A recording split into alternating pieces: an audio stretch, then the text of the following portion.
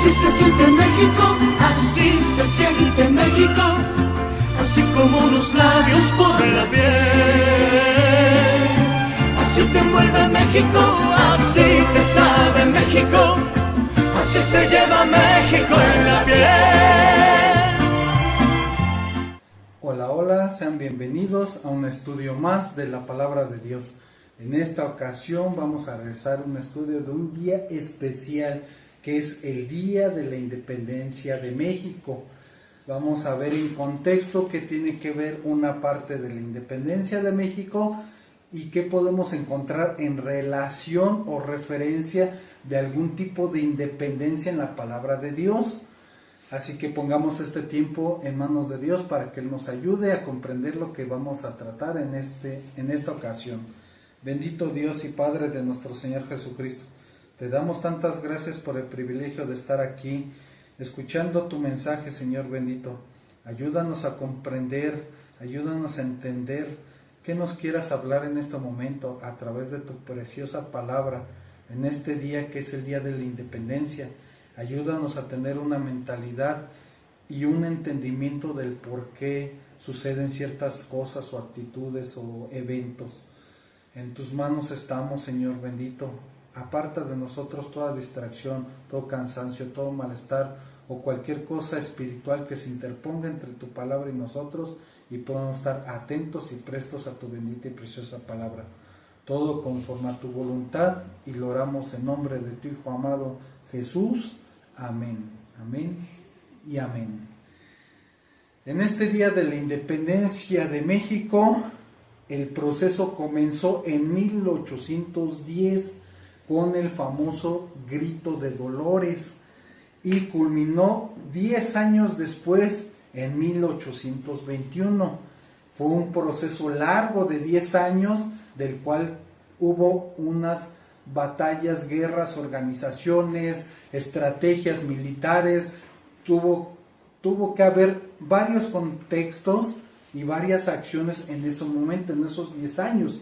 No solamente fue de la noche a la mañana. La guerra no se acabó, la independencia no se acabó en una semana, en un mes. Aquí vemos en contexto que duró 10 años, el proceso duró 10 años en que se realizó esta parte de la independencia de México. Y así, a la independencia de México, México se liberó del dominio español, se convirtió en una nación independiente al librarse de ese control español, de esa opresión. ¿Qué quiere decir en contexto independencia? La independencia es ser libre y autónomo sin estar sujeto a una autoridad o control de una persona o una organización, o en este caso de otro país. Es independizarnos de una cierta tipo de esclavitud, de injusticia, de opresión, de desigualdad. Hay muchos factores de los cuales detonan que se realicen las independencias, que el país o la situación o la persona que sea oprimida o esté en esclavitud busque la forma de cómo librarse de esa parte, librarse de ese proceso, de esa situación, de esa estancia. Es muy importante ver que, a la verdad, lo mejor que puede tener todas las personas es ser libre, la libertad de cada persona, ser autónoma e independiente. ¿A través de qué? ¿Por qué se detona todo lo que es la independencia, las guerras y todo? Es por la injusticia. En este caso, la persona que oprime, el gobierno que oprime, la nación que oprime, es porque está siendo injusto. Y el oprimido, el que está en esclavitud, busca la independencia, busca lo que para el oprimido se le llama la justicia. Vemos las dos partes, la injusticia y la justicia. Es por eso que se llevan a cabo las independencias, y como lo estamos viendo en este contexto, es independencia política. Lo vemos aquí en México, por eso hay distintos tipos de partido y hemos experimentado cambios en distintos tipos de partidos políticos. ¿Por qué? Porque a la hora de realizar en este país que todavía se practica la democracia, lo hacen mediante votaciones, de tal forma que la gente del pueblo vota por los gobernantes. ¿Qué quiere decir en contexto esto? De que las personas votan por otro partido para tener cierta independencia del partido que está vigente.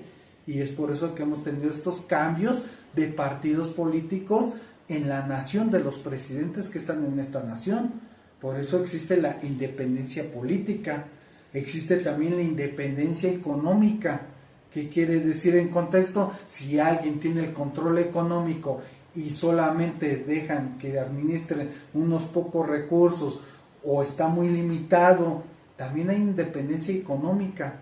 ¿Qué quiere decir? O ejemplo, para no parafrasear, ejemplo, si en el trabajo están siendo injustos, que te están pagando un salario bajo y estás trabajando horas extras, estás trabajando de más, tiempo completo y turnos dobles y etcétera, etcétera, y no te lo renumeran correctamente, ¿qué vas a hacer? Vas a buscar una independencia económica buscando otro trabajo o otra fuente de ingresos y ya te independizas económicamente. Todo esto es en contexto, la independencia personal, de que si estás dependiendo de una persona o no. En este caso pasa también mucho, por ejemplo, en el noviazgo, en las parejas o inclusive ya en los que se juntan o en los matrimonios, que luego se llega a generar cierta dependencia de la persona. Es por eso que llegan a escuchar las frases en los jovencitos que, ay, es que si me deja no voy a poder vivir sin él, no voy a poder estar sin la persona, no voy a poder separarme, no lo quiero dejar. Se genera una dependencia de la persona, en este caso emocional. Se genera una dependencia y ¿qué pasa? A la verdad las otras personas pueden decirle, no, pues es que te tienes que independizar de esa persona, tú tienes que ser libre, tienes que buscar tus medios, tus acciones, tienes que ver tus estudios, tu escuela, o lo que sea en contexto. Pero ¿qué pasa? La persona vive en la esclavitud, en dependencia de otra persona. Por eso en contexto a grandes rasgos lo que es independencia es ver el motivo de ser libre, tener una libertad y una autonomía. En este caso, en contexto que lo estamos viendo, que es política, económica, personal, sentimental, moral, hay de tantas partes que es independizarse. Y vamos a ver en referencia qué es lo que nos dice la Biblia de un cierto tipo de independencia. Porque a la verdad estamos viviendo en un mundo de pecado, en un mundo de esclavitud del pecado. Y vamos a ver dónde entran los versículos bíblicos en contexto a esta esclavitud que nos tiene, en este caso, el enemigo, Satanás, que nos tiene en esclavitud de pecado, nos tiene en esclavitud de opresión, nos tiene en esclavitud de tenernos como personas que no valemos, que estamos encapsuladas, que no podemos avanzar, que no podemos salir adelante, que dependemos en este caso de otras personas, de otras situaciones, de otras instancias para poder obtener cierto tipo de libertad. Y es por eso que en este momento que estamos celebrando, en esta ocasión, el Día de la Independencia de México, es en contexto eso, que hubo una batalla de los mexicanos para poderse librar del dominio español, para poder ser independientes y librarse y ser una nación libre e independiente. Y ya a través de eso, ya poner sus políticas, la constitución, los reglamentos, las legislaturas, etcétera, etcétera. ¿Por qué? Porque ya es una nación independiente. Está la bandera, está el himno, lo que es a nivel mundial, que todas las naciones deben de tener una bandera y un himno. Ya México cuenta con eso en base a su independencia que logró generar. Es una independencia y gracias a Dios, ahorita en estos momentos todavía tenemos aquí en este país la libertad de poder expresar la palabra de Dios, la libertad de poder escucharla, porque hay muchos países que están en opresión, que no se les permite estar hablando de Dios o de religiones, o los oprimen, los queman, les hacen muchas cosas. Gracias a Dios tenemos todavía un país en libertad. precisamente una libertad que la genera por la independencia que tiene este país. A la hora de que este país llegue a implementar reglamentos o algunas situaciones de tal forma que prohíban el compartir las escrituras, que prohíban estar hablando de la palabra de Dios, ahí nos cortan la libertad. Vemos que los gobiernos en todos los países que están, los gobiernos están prácticamente teniendo ciertas libertades y ciertas opresiones y ciertas cosas, como por ejemplo, hay libertades que realmente no son libertades, que se camuflajean por la mentira del enemigo. ¿Qué pasa? En varios países, inclusive en algunos estados, se ha aprobado el aborto, aparentemente con una libertad de que le digan a las personas, eres libre de cuidar tu cuerpo y si no quieres a la criatura que está en ti, eres libre de poder abortar. Y a eso lo camuflajean con la libertad aparentemente, sin darse cuenta que están cometiendo un asesinato de una criaturita. Y así empiezan a cambiar la verdad por la mentira. Empiezan a decir que es bueno, hay la libertad para que se junten hombre con hombre y mujer con mujer. Que esa aparente libertad para que puedan llegar a hacer eso, que ya se puedan casar, que oficialmente estén registrados y se puedan casar. Vean cómo se camuflajea la mentira del enemigo. ¿Por qué? Porque se está distorsionando la aparentemente libertad. Ahora vamos más profundo, que la libertad, tengan la libertad de poder adoptar a niños, parejas del mismo sexo. Aparentemente con una libertad disfrazada de, ay no, sí, la comprensión, la libertad, la justicia, etcétera, etcétera, que realmente vemos cómo está totalmente distorsionadas las cosas. No hay libertad real. Ya se confunde lo que es el término verdaderamente de libertad. Por eso es que ahorita en contexto estoy diciendo, gracias a Dios que estamos en un país que podemos hablar la palabra de Dios, podemos leerla y estar en la escritura. Y aprovechar este tiempo para decir que viva México, que vivan los héroes de la independencia, que vivan todas aquellas personas que hicieron su parte, su labor, su proceso, que llevaron a cabo para lograr esta independencia de México. Independientemente cómo eran sus vidas o lo que fuera, fueron una parte fundamental para que nosotros ahorita estemos en cierto tipo de libertad, cierto tipo de tranquilidad, para no estar oprimidos. Ahorita lo único que tenemos en cuanto a quien estén, pues es lo normal, los gobiernos, los presidentes estatales, los municipales, los de la delegación. Precisamente estamos bajo autoridades que Dios ha establecido, que existan las autoridades para impartir justicia. ¿Qué es lo que deben impartir? Desde el presidente hasta el presidente municipal, el delegado, deben impartir justicia.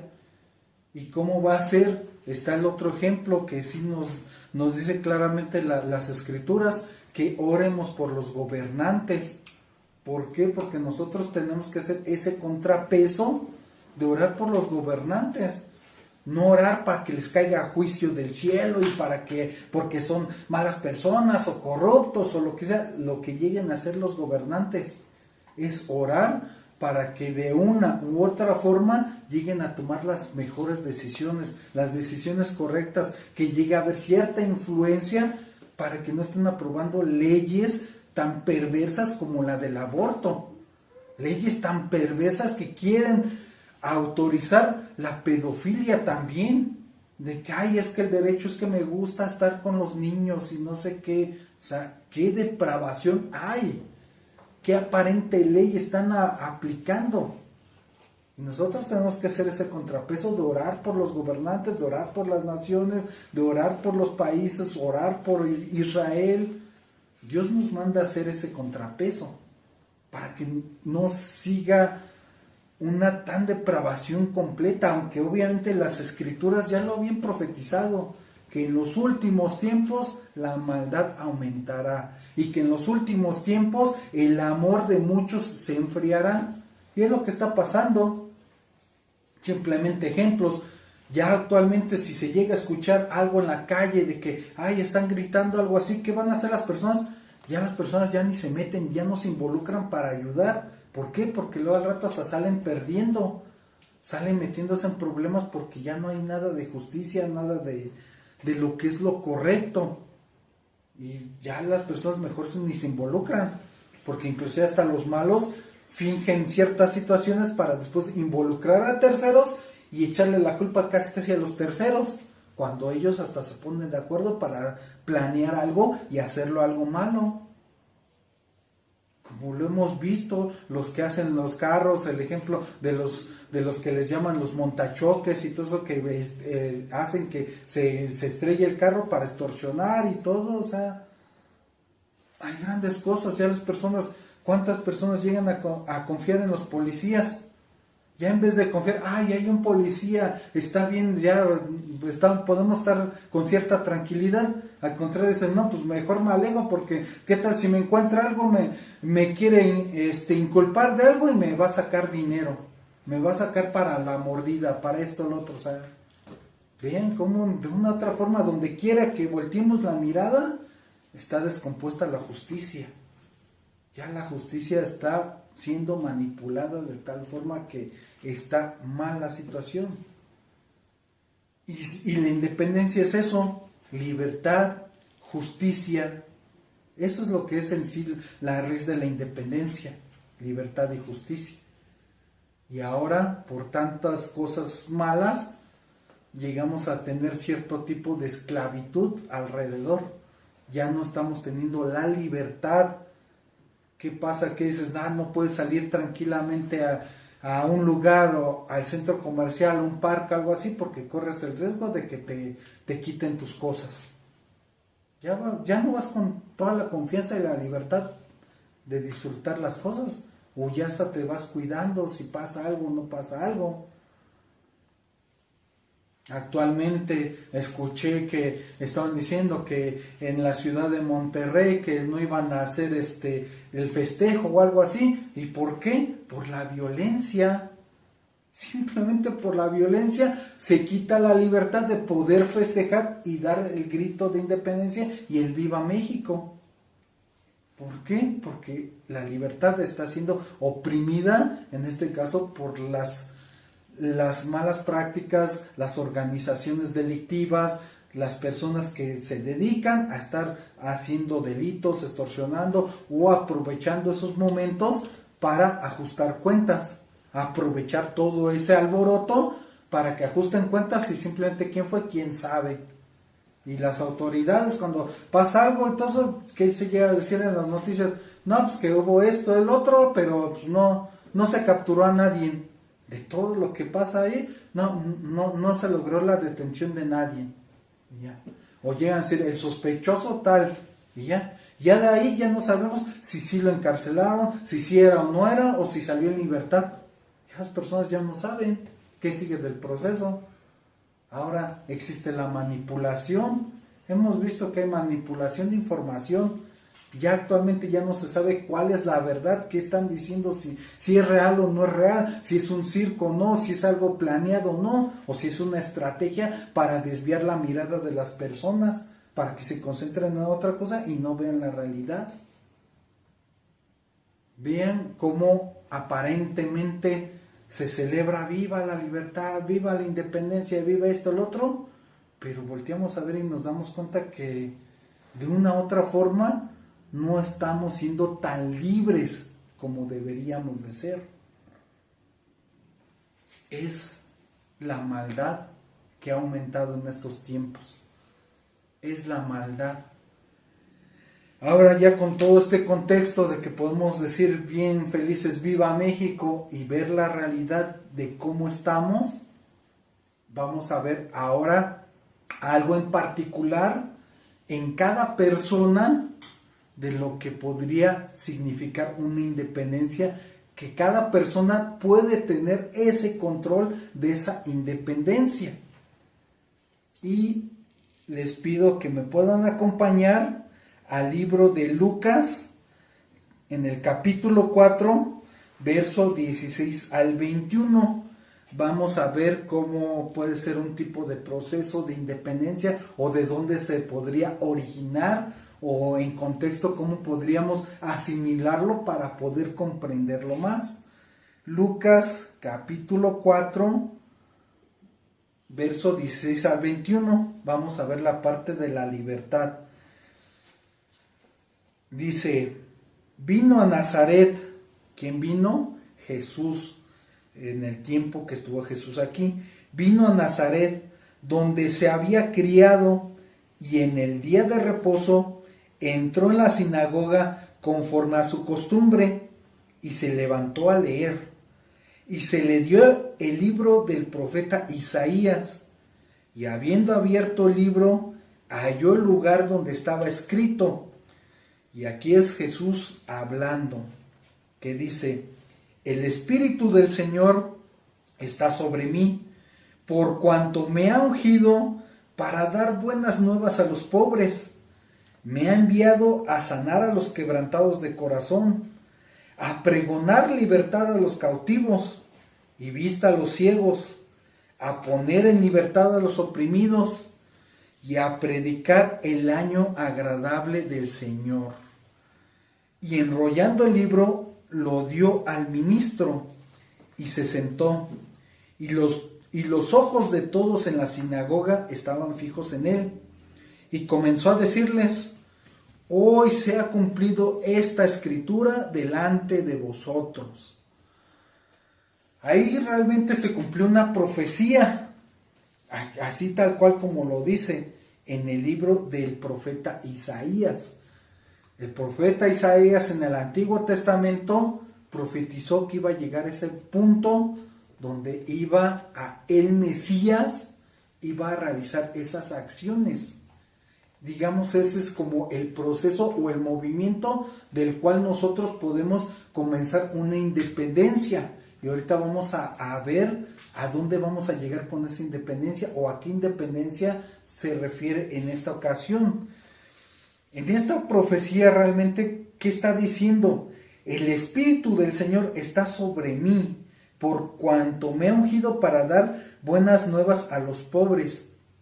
En este caso sabemos que Jesús comenzó su ministerio y se bautizó. Juan el Bautista lo bautizó. E inclusive hasta se dice que se abrieron los cielos, que descendió el Espíritu Santo en forma como de paloma, y se oyó la voz del cielo: Padre, Hijo, Espíritu Santo. ¿Y qué pasa? En este caso dice: el Señor me ha ungido. ¿Qué quiere decir? Que Él es el escogido, el enviado. Jesús fue enviado a dar las buenas nuevas de la salvación. Recordemos el verso de Juan 3:16: porque de tal manera amó Dios al mundo que envió a su Hijo para dar su vida en rescate por todos, para que tengamos vida eterna, para que creamos en Él, en la obra que Él hizo. Y por eso dice las buenas nuevas a los pobres. ¿Y qué dice? Me ha enviado a sanar a los quebrantados de corazón. Aquí, ojo, ¿qué está diciendo? Me ha enviado a sanar a los quebrantados. Esto es muy profundo. No lo vamos a desarrollar tan a detalle, pero a grandes rasgos vamos a ir viendo lo que es en contexto este pasaje. ¿Qué está diciendo? Quebrantado. Para que llegue el punto a ser quebrantado, la persona tiene que reconocer su condición de pecado. La persona tiene que reconocer su vida que ha llevado, su situación que ha tenido, sus acciones que ha hecho. Por eso dice: vengo a sanar a los quebrantados de corazón. Quiere decir que están dispuestos para ser sanados. Es como el ejemplo: ¿quiénes son los que van a los médicos, a los doctores? Son los que están enfermos, los que saben que están mal, los que saben que están enfermos, y entonces van para que vean y sean sanados, para que le digan: hiciste esto, llevaste una mala alimentación, pasaste esto, aquello, descuidaste esto, aquí está la medicina, aquí está lo que tienes que hacer para sanarte. En este caso el primero es el quebrantamiento, reconocer que estamos mal, que necesitamos ser sanados. ¿Y con quién vamos a ser sanados? Con nuestro Señor Jesucristo. Porque está diciendo del corazón.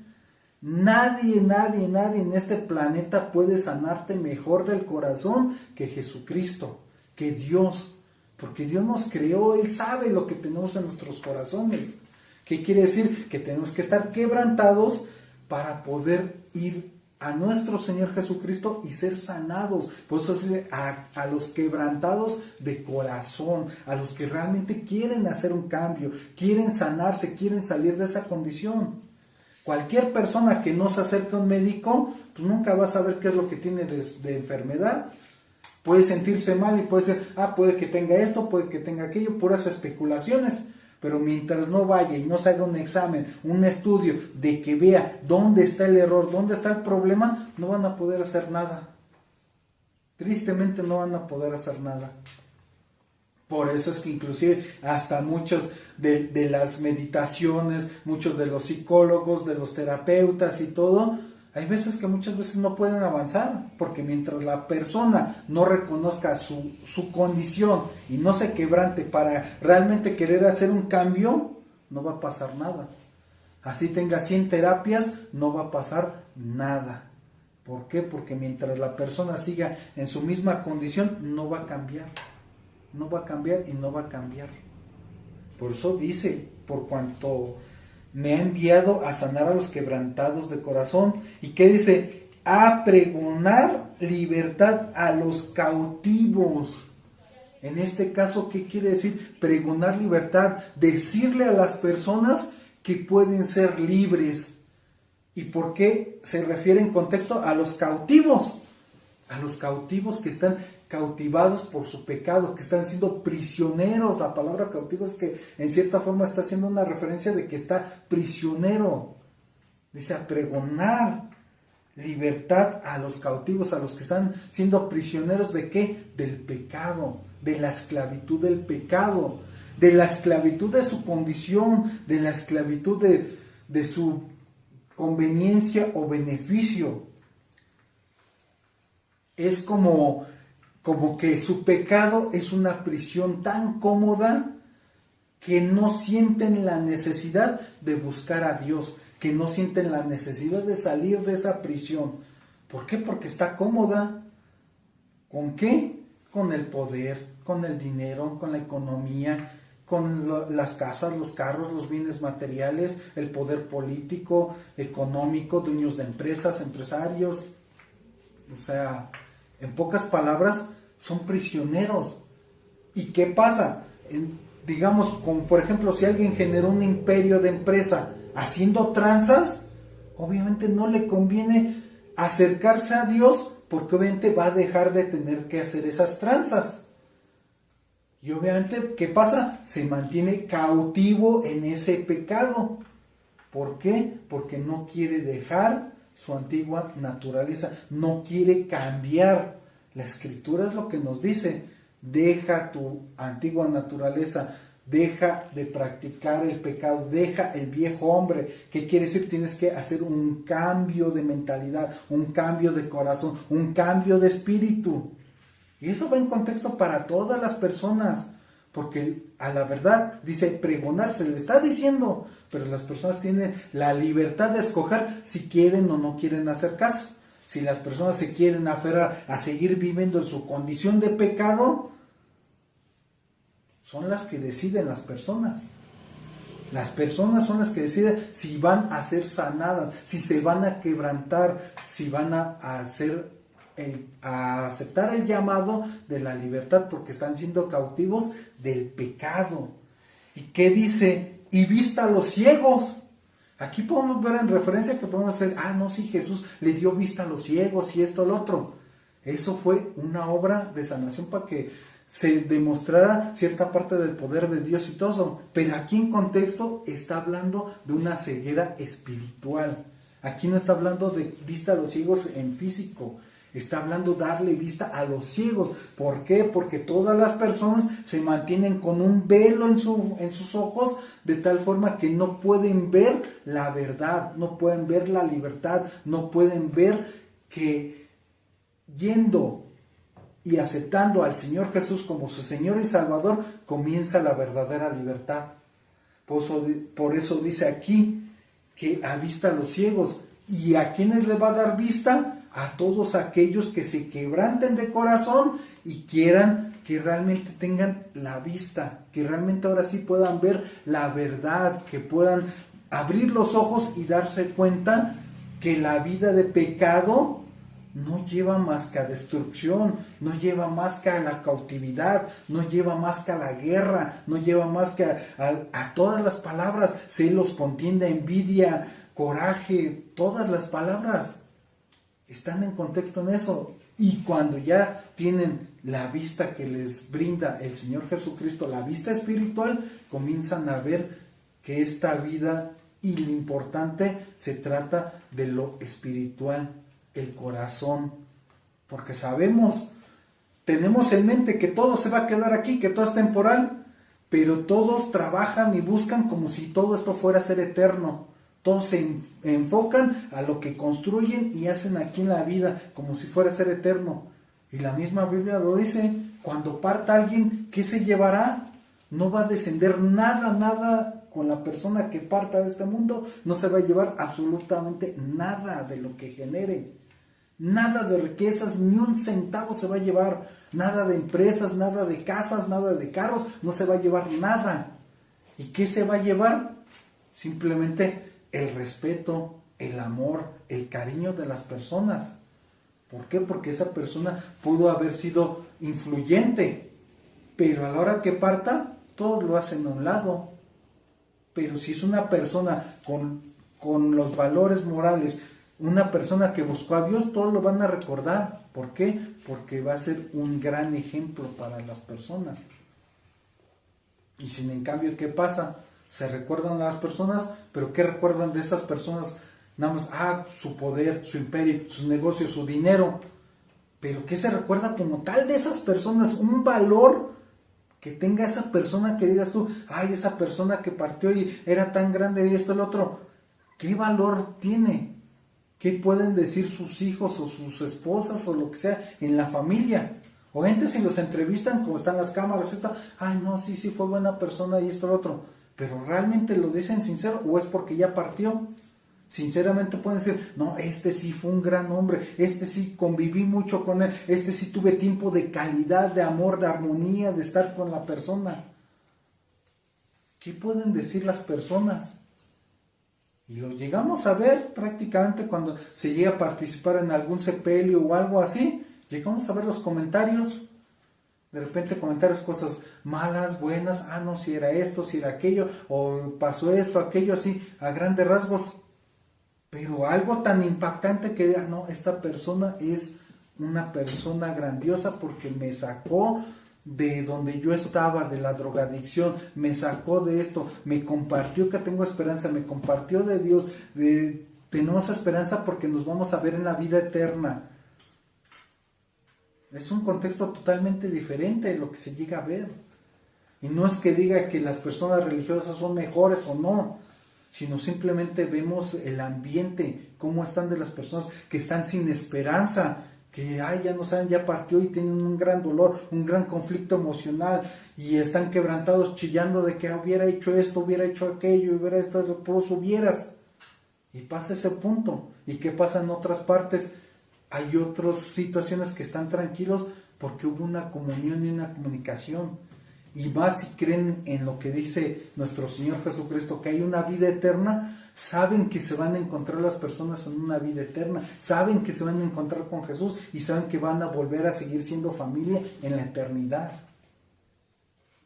Pero es un contexto totalmente diferente. ¿Por qué? Porque es abrir los ojos, sanar los quebrantados de corazón. Por eso aquí está la escritura bien clara: libertad a los cautivos, vista a los ciegos, a poner en libertad a los oprimidos, a poner en libertad.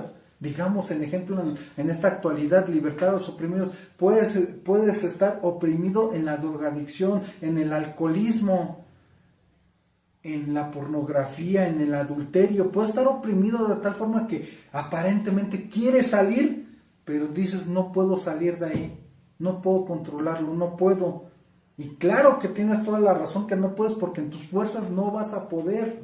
Es en las fuerzas de Dios. Por eso claramente dice, a poner. ¿Quién va a hacer la acción? Jesucristo es el que va a hacer la acción. A poner en libertad a los cautivos. Pero ¿qué pasa? Lo vemos como ejemplo. Cuando encierran a alguien, ¿quién puede poner en libertad? Solamente cuando se cumple la condena o alguien paga la fianza. Y entonces te pone en libertad para que salgas de eso. Es en contexto, parafraseando, es como si Jesús pagara tu fianza para sacarte y ponerte en libertad de tu esclavitud del alcoholismo, de tu esclavitud de la pornografía, de tu esclavitud de eso. Por eso dice a poner en libertad a los oprimidos. ¿Por qué? En cierta forma oprimidos, porque ese pecado te está oprimiendo, no te está dejando ser libre verdaderamente. El pecado te agarra, te amarra y te ata. ¿Y quién pone fin a eso? Nuestro Señor Jesucristo. A poner libertad, por eso dice, ¿quién lo está haciendo? ¿Y qué dice? A predicar el año agradable del Señor. ¿A qué se refiere esto? Como que a predicar el año agradable, a aplicar el tiempo de la gracia. La gracia que dice nuestro Señor Jesucristo. Por gracia sois salvos porque yo quiero salvarte.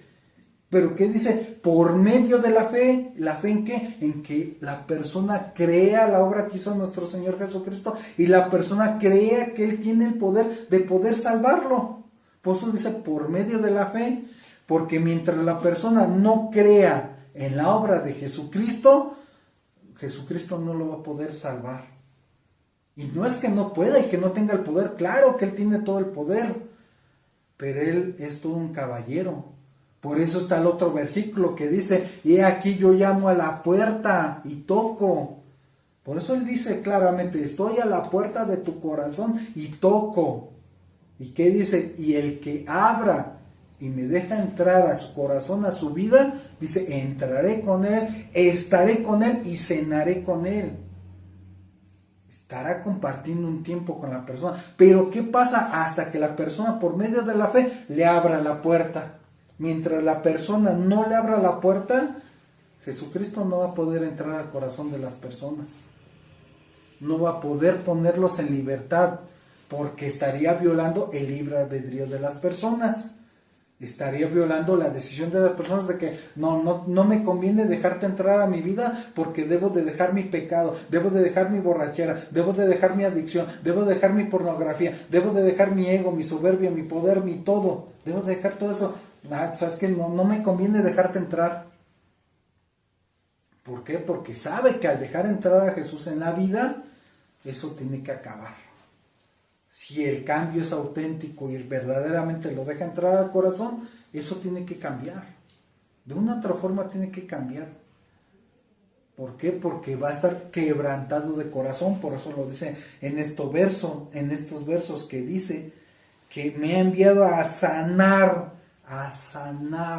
a los quebrantados de corazón. Ahí lo está diciendo claramente nuestro Señor Jesucristo. Y meditando en estas escrituras vemos cómo es como el tipo de proceso de independencia de nosotros, independizarnos de la esclavitud del pecado. Nosotros tenemos que independizarnos de eso. ¿Y cómo lo podemos lograr? A través de lo que hizo nuestro Señor Jesucristo, a través de creer estas palabras.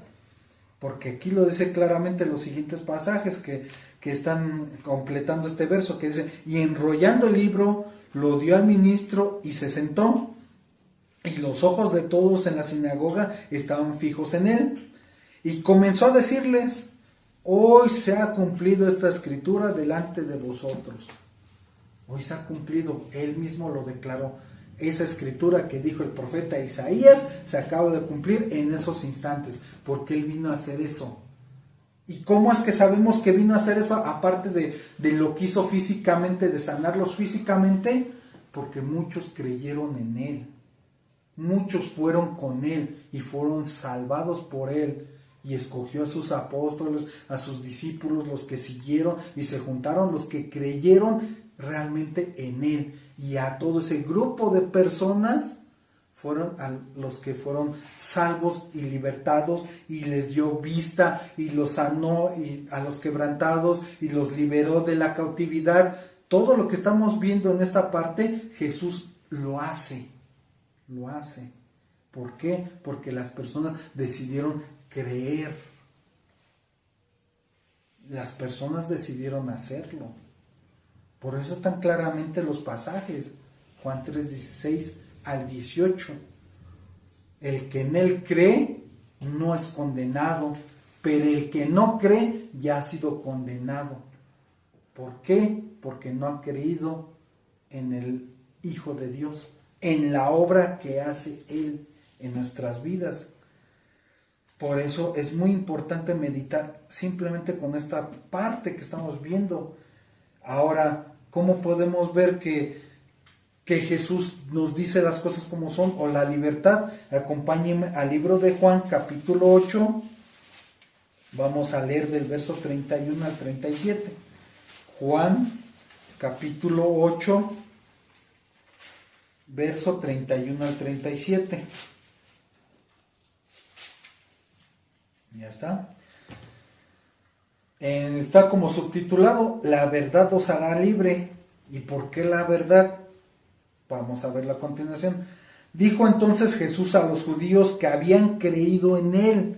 Ve a quién está dirigida esta palabra. Por eso es importante ver los versos previos. No es nada más una parte. Hay que ver para quién está dirigido, porque no está dirigido para todas las personas. Hay partes de la Escritura que está dirigido para sus seguidores, para los que creen en Él, otros para el mundo, otros para los que ya son sus hijos, los que están salvos. Hay distintas partes. Por eso aquí claramente dice: dijo entonces Jesús a los judíos que habían creído en Él: si vosotros permaneceis en mi palabra, seréis verdaderamente mis discípulos.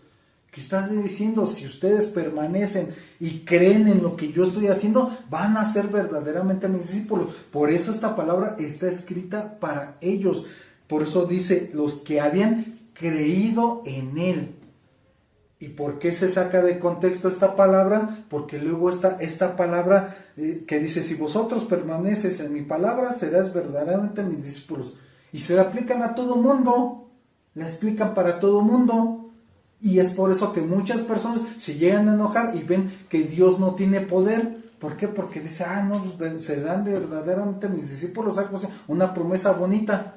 Pero si no creen en la obra que hizo Jesús, pues obviamente no aplica esto para ellos, porque no va a pasar nada. Sus vidas seguirán exactamente igual como siempre. No va a haber un cambio.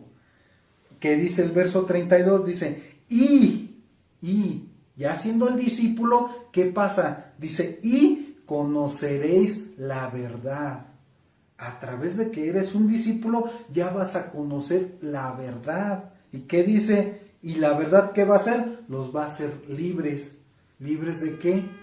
De toda la esclavitud del pecado, libres de la condenación del pecado, libres de toda la opresión del enemigo, libres del pecado, de los gobernantes de la maldad, de las huestes espirituales, porque ya vas a hacerte libre, vas a independizarte.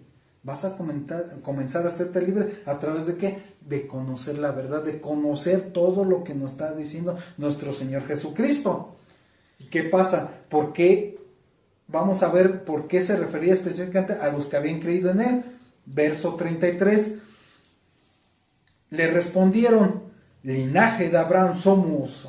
Somos descendientes de Abraham y jamás hemos sido esclavos de nadie. ¿Cómo dices tú que vamos a ser libres? Así les contestan ellos. Verso 34, y Jesús les respondió: de cierto os digo, que todo aquel que hace pecado, esclavo es del pecado. Todo aquel que practica el pecado y que no lo quiera dejar, automáticamente se va a esclavitud del pecado y no tiene independencia porque es esclavo del pecado. Ya hemos visto el pecado en grandes contextos, es todo aquello que sea en contra de la justicia. Cualquier cosa que practiques que sea en contra de la justicia, eso es pecado. Cualquier cosa que hagas en contra de lo que no le agrada a Dios, todo eso es pecado, todo eso es esclavitud. Porque aquí podemos pasarnos todo el tiempo numerando y esto, y esto, y esto, y esto, y esto, y de todas maneras vamos a encontrar más cosas.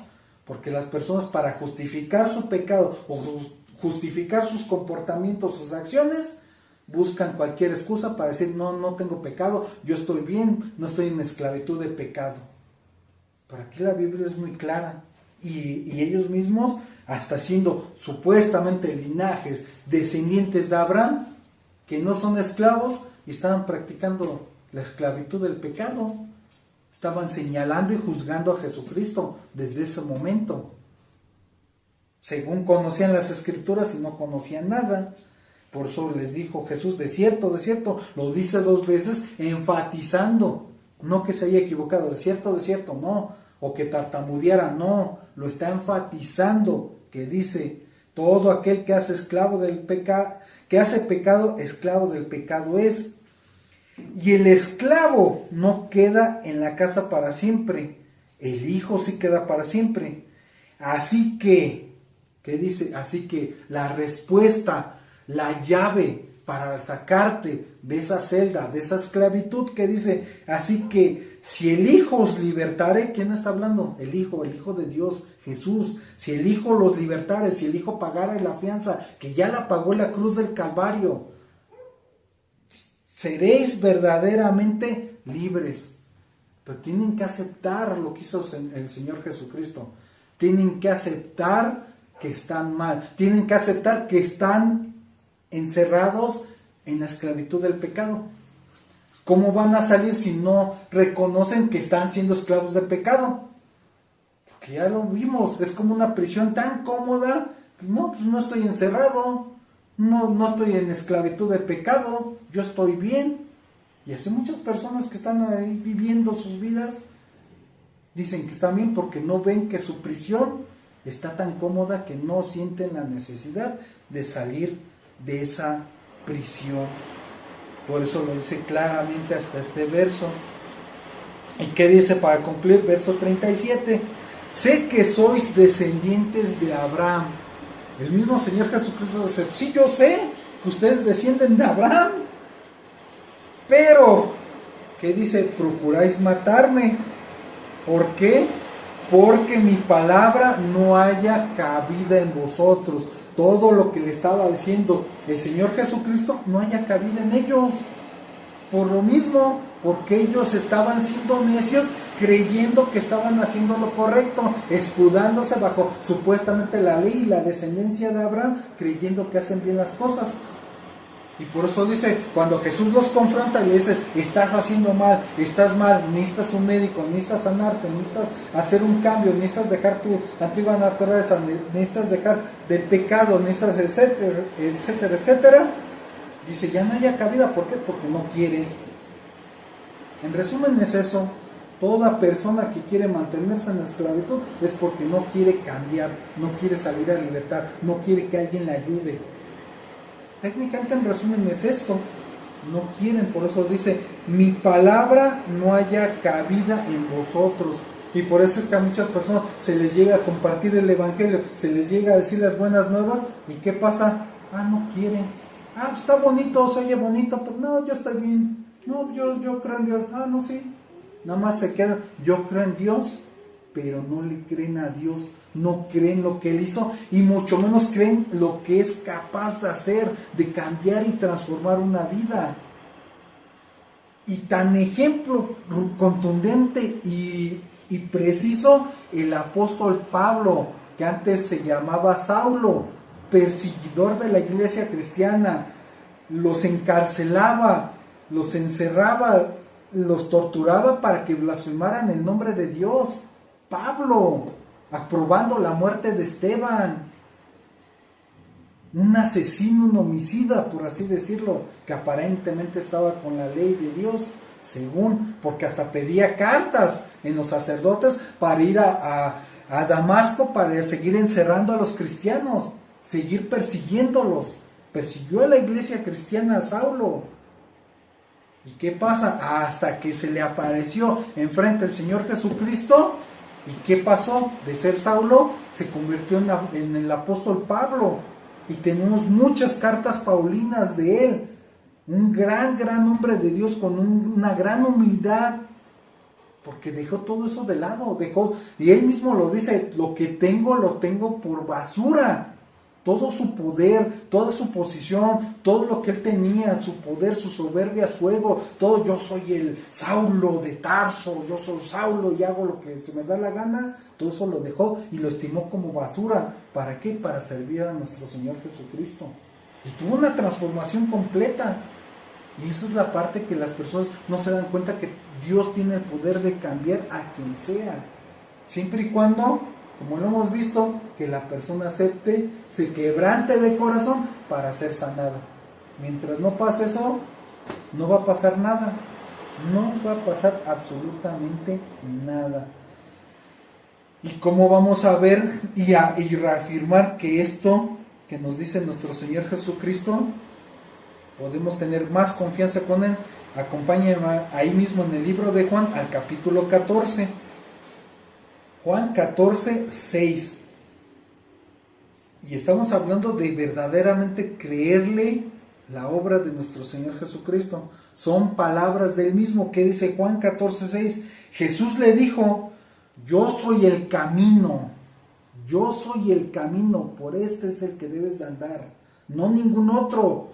No ninguna otra creencia, ideología, religión o lo que sea. Él mismo dice: yo soy el camino, el único camino. Y la verdad, dice: yo soy la verdad. No hay otras verdades. Él es la verdad absoluta, porque todo está en Él.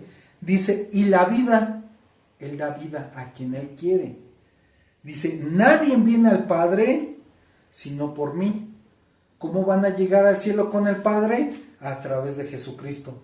Si no pasan por el filtro de Jesucristo, no van a llegar al Padre. Porque ahí está diciendo claramente: nadie viene al Padre sino por mí, a través de mí. ¿A través de qué? De su camino, de Jesús. Hay otro verso que dice: porque hay un solo Dios y un único mediador entre Dios y los hombres, Jesucristo. Otro verso que dice: solamente hay un camino para llegar a Dios. Solamente hay un camino. No hay nada más que un solo camino. Y si vamos viendo, es por la fe de creer la obra de nuestro Señor Jesucristo. Creer en Él. Ahora, ¿cómo podemos estar firmes en eso? O sea, puede ser que ya avanzamos, ya nos quebrantamos, ya avanzamos, ya estamos creyendo en el poder de Él, ya creemos que puede hacer eso. Ahora, ¿cómo podemos estar firmes? Porque acuérdense, el enemigo ataca la mente, el enemigo te dice: no es cierto, no pasa, no es real, o puede que a ti no, o tú no eres su favorito, tu escogido, lo que sea. El enemigo ataca. Vamos a ver cómo podemos estar firmes. Acompáñenme al libro de Gálatas. La carta a los Gálatas, capítulo 5, verso 1. Gálatas 5:1. ¿Qué nos dice? Estad, tu condición presente, estad pues firmes en la libertad con que Cristo nos hizo libres. Aquí está afirmando que ya lo hizo nuestro Señor Jesucristo. En el momento que tú le aceptas y le crees, ya lo hizo. Ya te dio la libertad. Ya no hay cabida para el enemigo de que se siembre la duda. Porque nuestro Señor Jesucristo ya lo hizo. Y aquí lo está afirmando. Cristo nos hizo libres. ¿Y qué dice? Y no estéis otra vez sujeto al yugo de esclavitud. Técnicamente ya te hice libre, ya no tienes por qué estar en la misma condición, ya no tienes por qué regresar a esa celda, ya no tienes por qué regresar a tu antigua naturaleza. ¿Por qué? Porque Él ya lo hizo. Desde el momento que lo crees y lo recibes como tu Señor y Salvador aquí en tu corazón, te cambia y te libera y te liberta y te sana. Porque así lo dijo en el verso que leímos de Lucas. Y con esto afirmas que estás libre, libre. Ahora, esto estamos viendo en el Nuevo Testamento. Pues no, sí, pero es que es por la parte de Dios, de Jesús y esto y lo otro. No, pero a lo mejor su papá todavía no, o su papá, Dios, el mero mero, todavía dice que no, o algo así, porque el enemigo también puede ser, no, sí, Jesús, pero no, pues el que manda es el papá. Acompáñenme al libro de los Salmos, 146, Salmo 146, verso 7, que dice, que hace justicia a los agraviados, que da pan a los hambrientos. Jehová liberta a los cautivos. Quiere decir que está en la misma sintonía el Padre, el Hijo y el Espíritu Santo. Así que no hay duda que Dios, el Padre, también te liberta. ¿Qué dice en el verso previo? Bueno, en el párrafo previo, que dice que da pan a los hambrientos. Y vemos que hay una parte que dice, ¿quién es el pan de vida? Jesús. Jesús dice que Él también es el pan vivo, el pan de verdad, el pan de vida. No como en el maná del desierto que comieron. Dice, yo soy el verdadero pan del cielo, el verdadero pan de vida. En la última cena, el que bebe su sangre es verdadera sangre, verdadera bebida. El que come su carne, el pan. Y aquí dice que da pan a los hambrientos.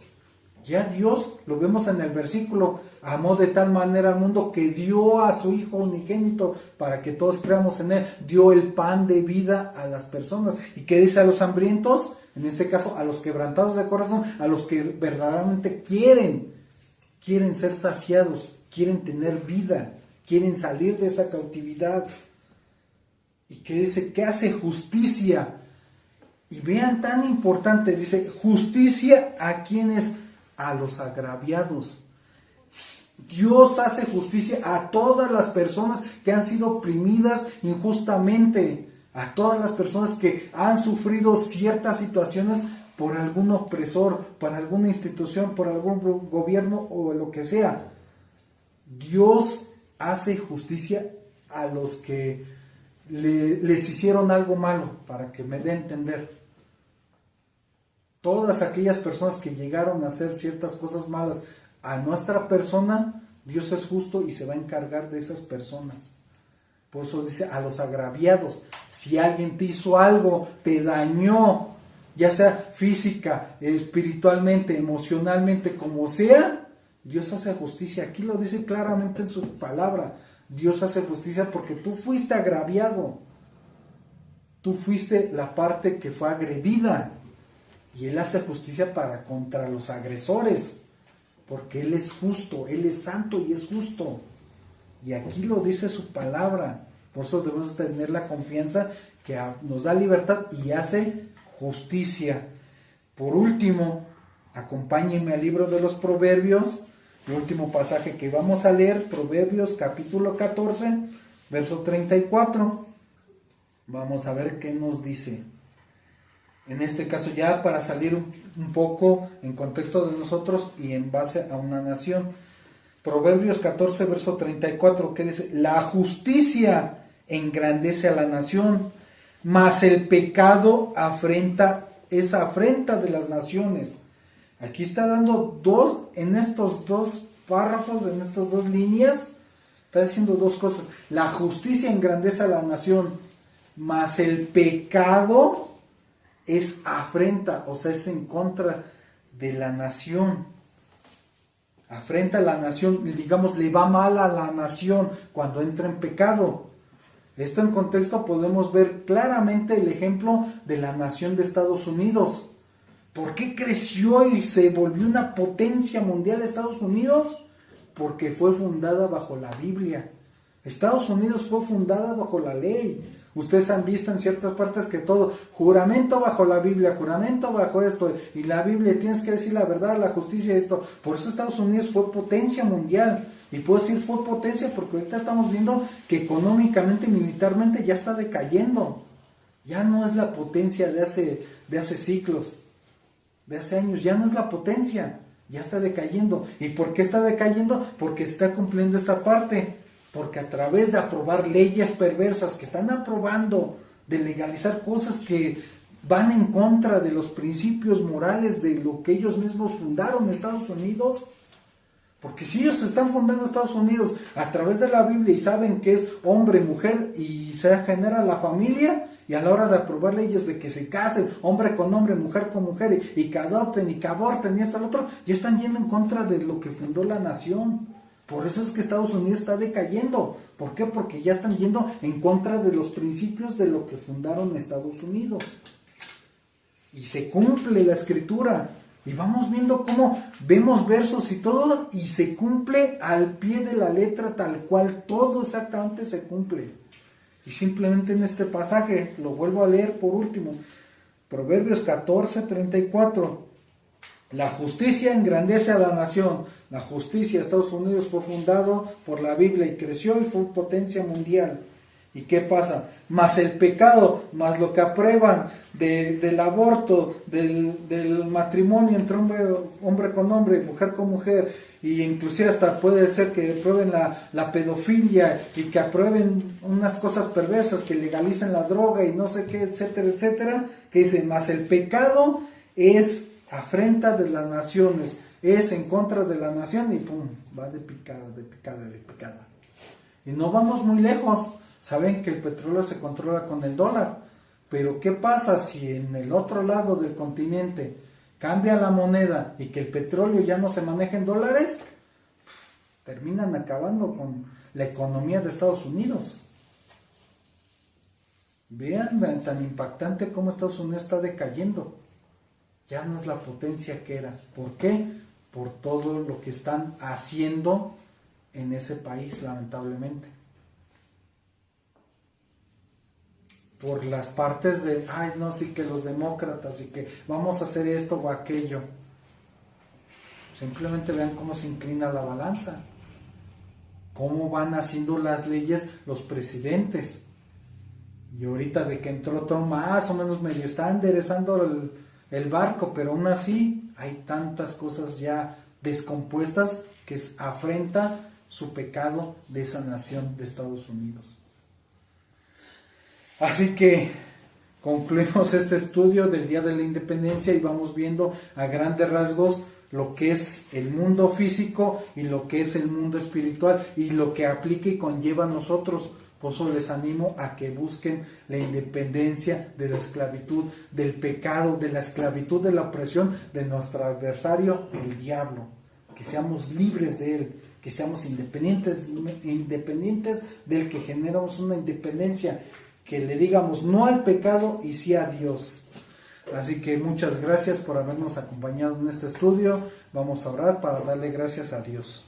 Gracias, bendito Dios y Padre de nuestro Señor Jesucristo, por permitirnos este estudio y comprender más de tu palabra, vivir en referencia que nosotros también necesitamos una independencia personal a través de alejarnos y salir de esa celda, de esa opresión, de esa esclavitud, del pecado, de la inmoralidad, de la soberbia, del ego, del orgullo.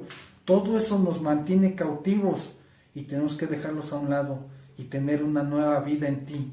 Estar contigo porque tú tienes el poder de hacerlo. Solo falta que te invitemos a nuestros corazones. Por lo tanto, Señor bendito, si hay alguien que puede y que tenga esta necesidad, te pido, Señor bendito, que entres a los corazones de las personas y que te inviten y que crean y que puedan invitarte a cenar con ellos y que seas tú el Señor y Salvador de todas las personas. Ayuda a las naciones, ayuda a los gobernantes, ayuda a las personas para que tomen las mejores decisiones. Toda la sabiduría, toda la verdad y toda la vida, todo el único camino está en tu preciosa palabra. Ayuda a que las personas puedan comprender que todo está aquí, todo está en las escrituras que tú nos dejaste. Ayúdanos, Señor bendito, a comprender y seguir avanzando y librarnos completamente de ese yugo de esclavitud, porque en ti somos libres, no por nuestro poder, sino por el tuyo, porque tú eres el que hace la obra. Por gracia somos salvos, no por las obras que hagamos. Gracias, bendito Dios, por dejarnos tan grande regalo de las Escrituras. Ayúdanos a comprender y entenderlas, todo conforme a tu preciosa voluntad. Y en nombre de tu Hijo amado Jesucristo lo oramos y lo creemos. Amén, amén y amén. Muchas gracias nuevamente. Nos vemos hasta el próximo estudio, si Dios lo permite. Hasta la próxima. Que Dios los bendiga. Así se siente México, así se siente México, así como unos labios por la piel. Así te envuelve México, así te sabe México, así se lleva México en la